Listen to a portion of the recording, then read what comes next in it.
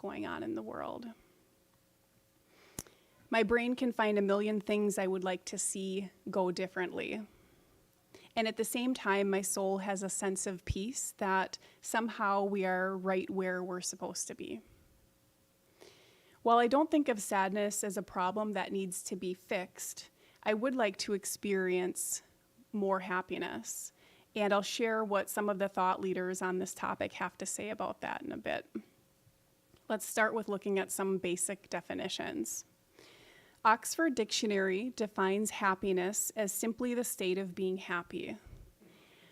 Ironically, the example sentence that they use is, "She struggled to find happiness in her life."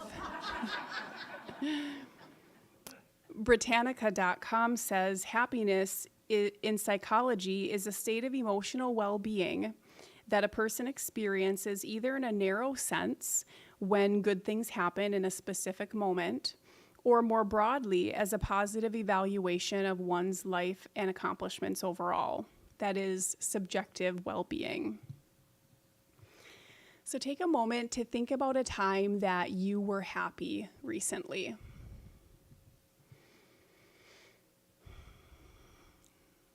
A time you experienced happiness, remember feeling happy.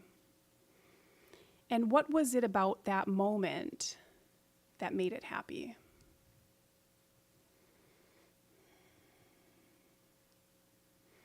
Maybe it's a moment when you felt satisfied or fulfilled by something you created or accomplished. Maybe you did something that required a little bit of grit. It was challenging or required stamina, like an art project, or cooking a pot of soup, or having a good workout, or writing a poem, or a blog article. Maybe spending a few minutes in meditation to quiet the thoughts. Maybe it was an impactful moment in some way, something you did or saw or experienced that made a difference for you or someone else. Or maybe it was one of those moments where happiness seems to just spontaneously occur. Driving on a sunny day and the perfect song is on, an unexpected moment of humor. A friend or spouse invites you on a walk and you have a meaningful moment of connection. A child says something really clever.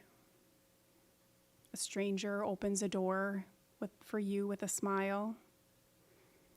In short, a moment that exceeded our expectations. Let's look at some fascinating charts on happiness.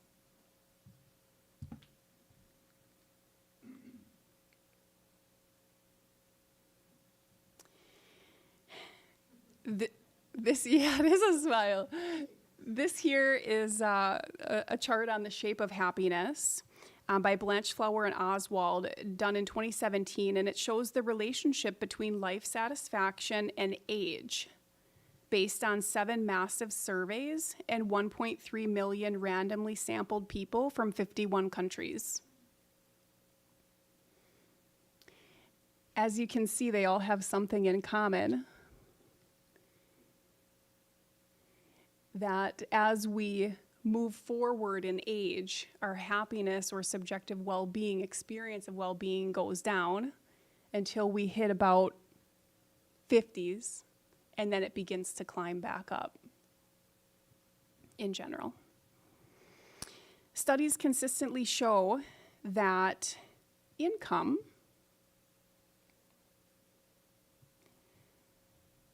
does make a difference when it comes to happiness, but only to a certain point, and then it becomes less significant. So once people hit about $75,000 of income per year, it levels off and becomes less significant of a determining factor.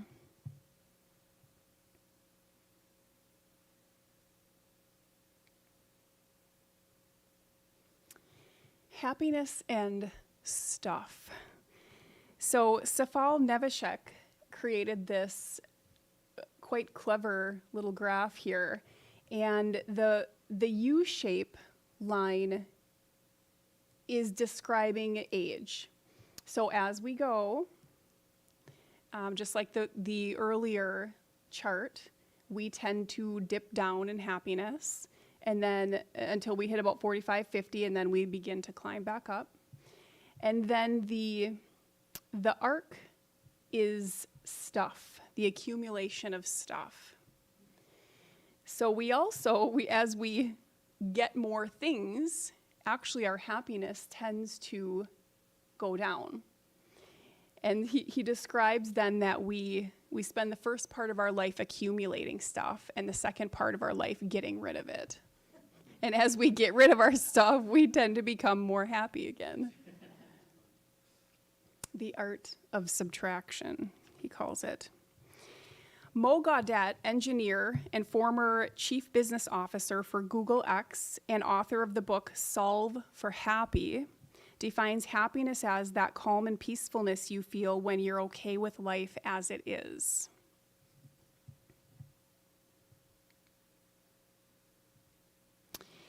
He further explains, after approaching the topic of happiness from an engineering perspective, that our experience of happiness is greater than or equal to the difference between the events of our lives and our expectations of how life should behave.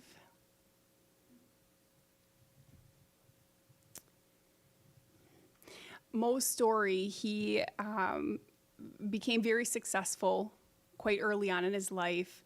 He was in his late 20s. He had 16 different cars. He had the career, he had the wife, he had the kids, and he found himself not happy. And so he began to really study from an engineer's perspective, what is happiness? What creates it?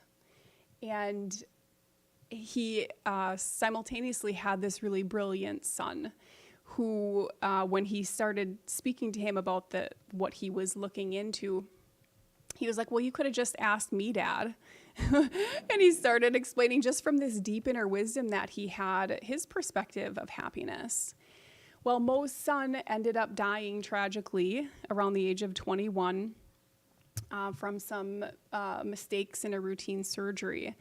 And Mo decided at that time that he needed to get the messages of his son as well as this engineering perspective of happiness out into the world. And so he wrote this book called Solve for Happy and has done a lot of international speaking on it. And I listened to a podcast and it was absolutely fascinating, the things that he had to say about happiness. And so we'll come back to this. I'll say more about this in the beginning or in a little bit around the questions here. I can't talk about happiness, however, without referencing sadness. Sadness can be defined as feeling down or unhappy in response to grief, discouragement, or disappointment. And Glennon Doyle, in her podcast, We Can Do Hard Things, the episode with Susan Cain about sadness, she says, sadness is a very appropriate and respectful response to living this brutal life. Sadness also isn't a problem to be fixed, rather a feeling to feel. There's a longing many of us feel to live in a world that's different than the one we inhabit.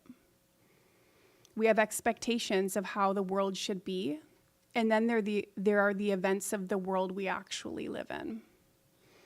We have thoughts that it shouldn't be, and maybe we feel powerless to change it, daunted or scared or simply unable to fix or change the circumstances that we find ourselves in and succumb to that.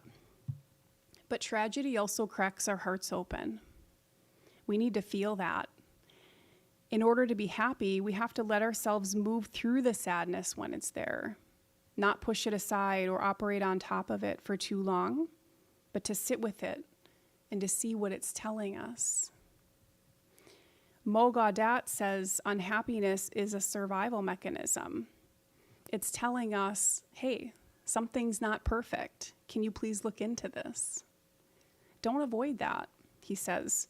You want to be aware of what may be going wrong, but it's about how quickly you can bounce back. Each battle, he says, in life is an opportunity to affect your life and make it better. He goes on to say that thoughts the thoughts we have are feeding the sadness, not the other way around. Thoughts generate a feeling. And the good news is we can shift the thoughts. As a life coach, that's the tedious work, is to reroute those thought processes in our mind. And thank goodness we can because of neuroplasticity. Mo says we are not our thoughts, and our brain presents options that we can choose from. And we can choose to reroute the thought before it settles into rumination. So here's how he says to do this.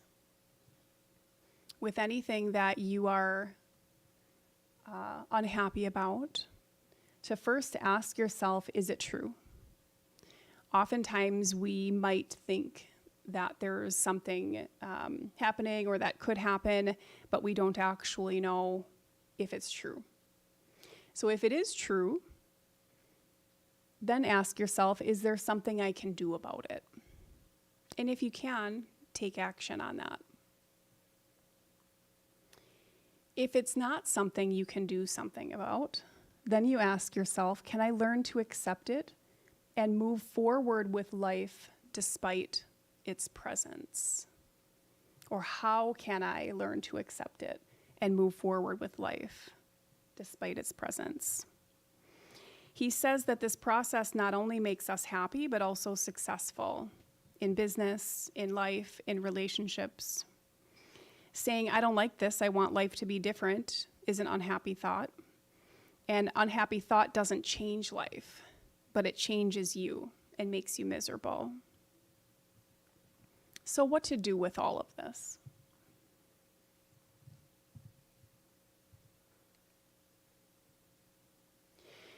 There are a number of different ideas that different thought leaders have come up with on this idea of happiness and what actually works to help us to be more happy. One of the things that I often work with my clients on are bridge affirmations.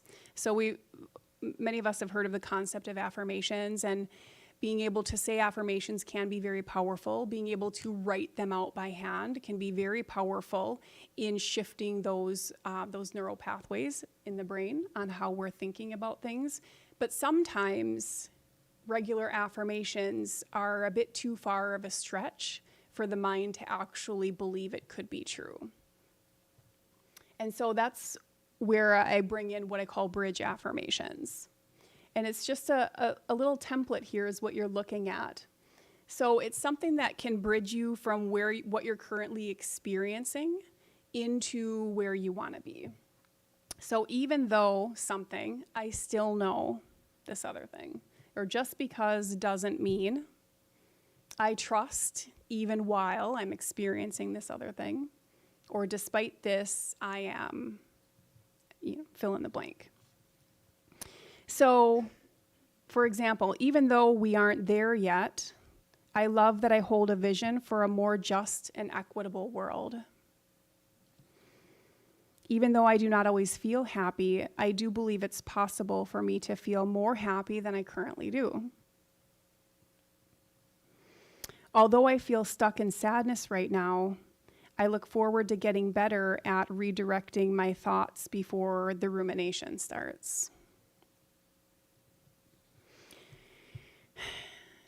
Purpose and meaning. Consistently in the preparation of this presentation, I came across the idea that people who are connected to a purpose or come from a place of purpose are more likely to be happy. Glennon Doyle and Susan Cain in her the Sadness podcast on We Can Do Hard Things. Susan Cain is the author of Quiet, The Power of Introverts in a World That Can't Stop Talking. They describe that transforming pain into beauty can bring purpose. And not just creating beauty or art or creating meaning with it, but even consuming art is sufficient. For example, following art pages on Instagram instead of consuming the news. We can also check our expectations and meet life where it's actually at. Mo Gaudat says, the better our lives get, the higher our expectations tend to get. So drop the expectations and be with life as it is. Let life delight you. And be with it fully when it doesn't. Glennon Doyle and Susan Cain say we don't have to throw that beautiful vision of the world we wish to see away. Hold that vision and work towards it. That's faith in action. Instead of holding heaven as our escape plan, we can work towards creating heaven here on earth, but with the understanding that we are deeply flawed humans. All of us. Let's let go of the expectation that we should be some other way and give ourselves room for mistakes. Bring more self-compassion in. We're still here. We're working out our personal and collective traumas together. It's not always fun. We are complex beings walking each other home. In summary, circumstances can and do make us happy or unhappy, but we tend to give them more power than needed. And often it's our thought process that feeds into our happiness or sadness at the end of the day. And perhaps that awareness that we are all connected in this way as deeply flawed humans who experience sadness and joy and grief and shame, perhaps that awareness can bring us a little more joy. Thank you.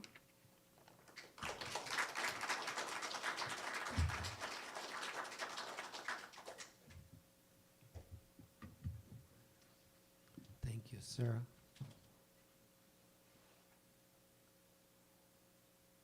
I now invite you to begin to prepare yourself for reflective personal prayer and guided musical meditation, after which I ask that you remain in essential silence during the music. If you choose to, you may close your eyes. Feel the weight of your body as it relaxes into your chair and you let go of today's anxieties.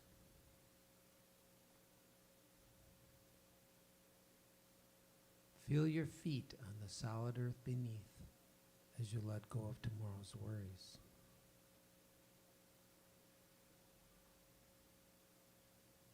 Become aware in this moment of your breathing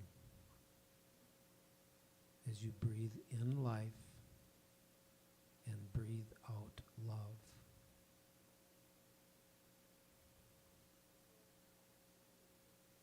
Breathe in life and breathe out love.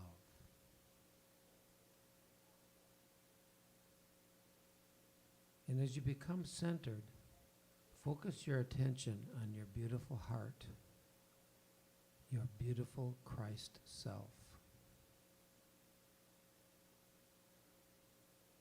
Become filled with gratitude. And allow into yourself that which fills you with peace and light. And so we begin.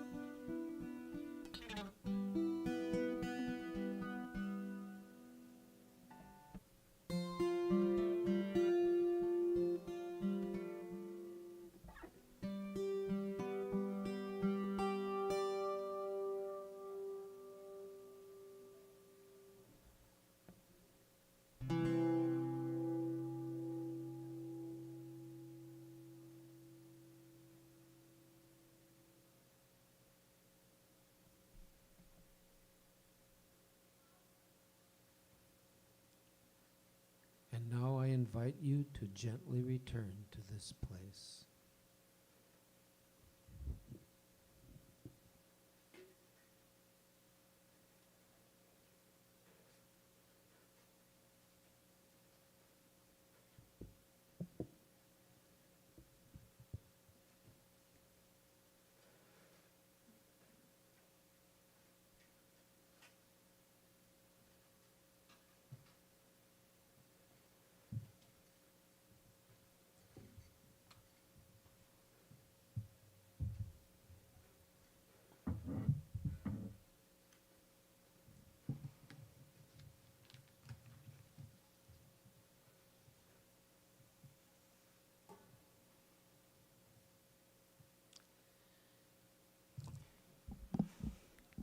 Down here.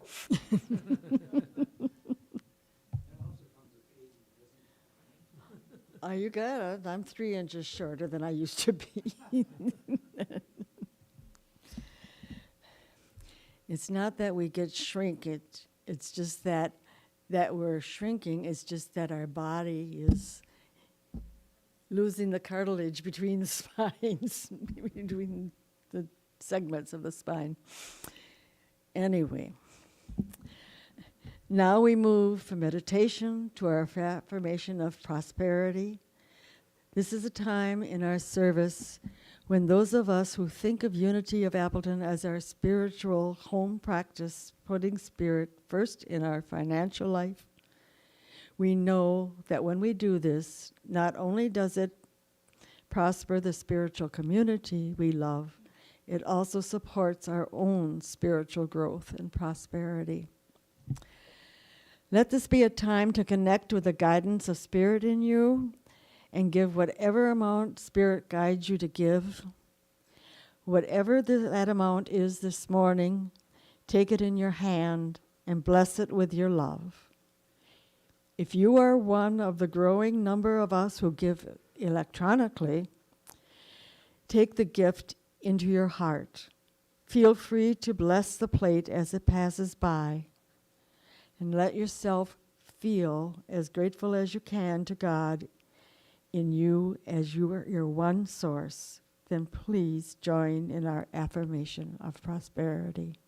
Can you say it with me, please?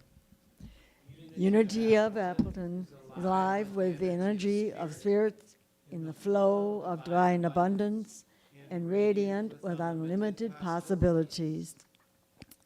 And our celebration of giving and receiving. Divine love in and through me blesses and multiplies all that I am, all that I have, all that I joyfully give and willingly receive. I give in love, and I trust God as my source.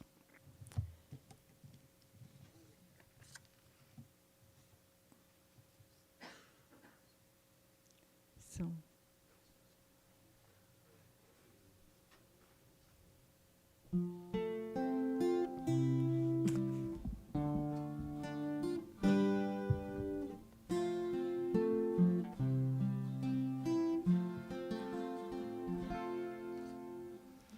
Our thoughts are prayers, and we are always praying. Our thoughts are prayers. We're mindful what we're saying, seeking higher consciousness, a state of peacefulness, and knowing God is everywhere. Our every thought becomes a prayer. Our thoughts are prayers, and we are always praying. Our thoughts are prayers. We're mindful what we're saying, seeking higher consciousness, a state of peacefulness, and knowing God is everywhere.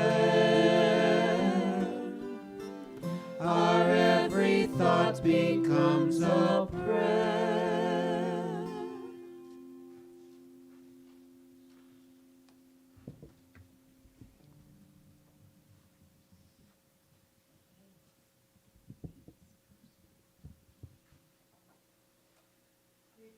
given individually or as part of an individual family. Now it is time for us to receive this gift as a spiritual community. We only have one prayer ever. In the spirit of divine order, we are grateful for these and other gifts and our continuing happy prosperity and service. And so it is.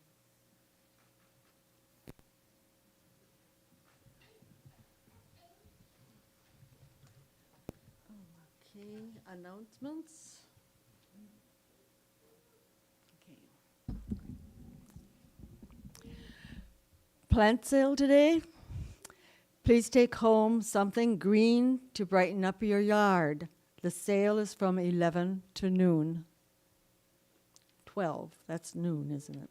Please sign up at the Connect and Serve table to make coffee. It only takes a few minutes of your morning, and thanks to the way of the Heart Group volunteering to clean up after our coffee time. Chairpersons are also needed for the last week of May and for June. Please sign up at the Connect and Serve table. Are we getting used to saying that so we know what it is? Our beautiful Connect and Serve area back there. Okay. Due to low registration, we are canceling the Healing Our Past, Creating Our Future workshop with Reverend Phil that was scheduled for Saturday, May 21st. The board will be holding some town hall meetings soon for discussions, suggestions, and information. Your feedback is vital to the future of Unity of Appleton. These meetings will be a way for everyone to share their ideas about how we move forward into an exciting, vibrant future. Stay tuned for further details. And we're having the details now, right, Carrie? Yes. I'll come up because you can't hear it on the YouTube.